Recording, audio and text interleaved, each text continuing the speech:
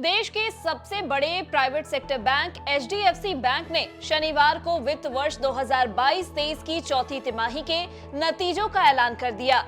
बता दें, जनवरी-मार्च तिमाही में बैंक ने जबरदस्त प्रॉफिट कमाया है। बैंक का मुनाफा 10,055 करोड़ रुपए से बढ़कर 12,047.5 करोड़ रुपए हो गया है। चौथी तिमाही में बैंक का profit year on year basis पर 21% बढ़ गया है। आइए डिटेल्स में बात करते हैं एचडीएफसी बैंक क्वार्टर 4 रिजल्ट के बारे में। साथ ही अंत में जानेंगे बैंकों के तिमाही नतीजों में निवेशकों को किन बातों का ध्यान रखना चाहिए।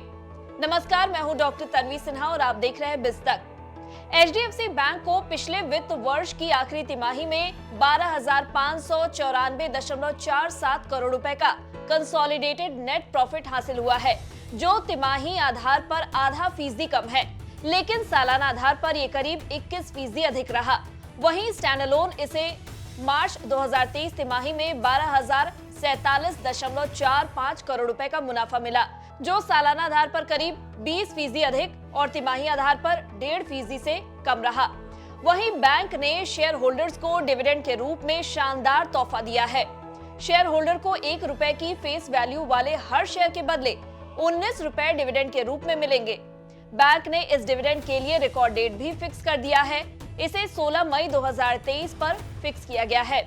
एचडीएफसी बैंक ने इससे पहले मई 2022 को फाइनल डिविडेंड ₹15.50 प्रति शेयर दिया था। चलिए अब एचडीएफसी बैंक के रिजल्ट की खास बातें जान लेते हैं।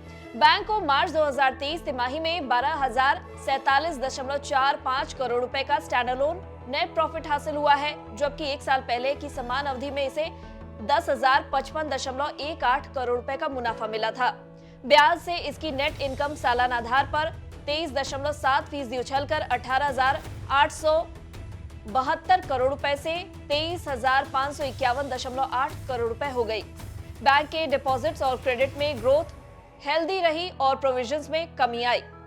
एचडीएफसी के एनपीए में गिरावट आई है। साल 2022 की अक्टूबर-दिसंबर तिमाही के मुकाबले साल 2023 की जनवरी-मार्च तिमाही में बैंक के ग्रॉस एनपीए 18,764 करोड़ रुपए से गिरकर 18,019 करोड़ रुपए हो गए।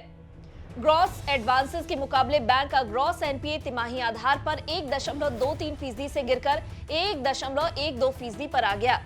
वहीं नेट एडवांस की तुलना में नेट एनपीए तिमाही आधार पर 0.33% से गिरकर 0.27% पर आ गया। वहीं बैंक के कुल एनपीए 5,024 करोड़ रुपए से गिरकर 4,368 करोड़ रुपए पर आ गए हैं। पूरे साल की बात करें तो वित्त वर्ष 2022-23 में बैंक का स्टैंडअलोन नेट प्रॉफिट 36,961.33 करोड़ रुपए से 19% बढ़कर 44,108.71 करोड़ रुपए पर पहुंच गया।